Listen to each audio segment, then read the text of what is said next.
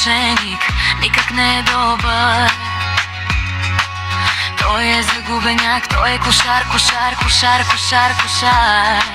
Лъже, блъфира, не може да се разчита на него. Той е наивник с пистолет, пистолет, пистолет, пистолет. Знам, че ми каза да стоя на страна, знам, че каза, че е просто заблудено куче. Той е лошо момче с опетнено сърце. И дори аз знам, че това не е умно.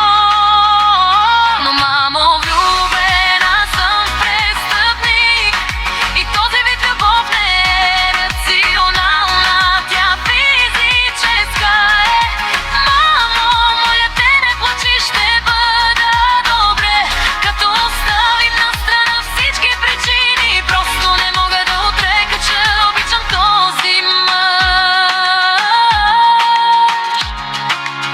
Той е злодей по закона на дявола.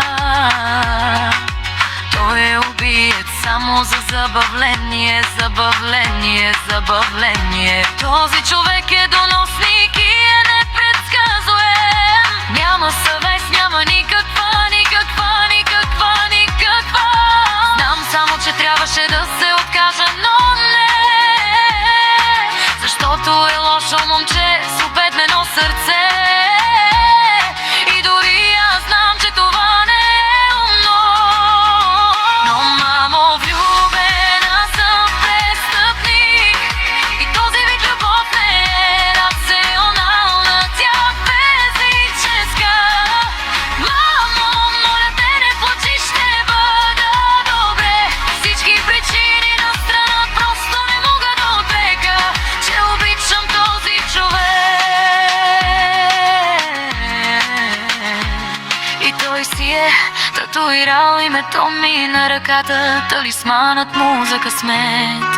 Така че предполагам, че е добре той е с мен. И чум хората да говорят,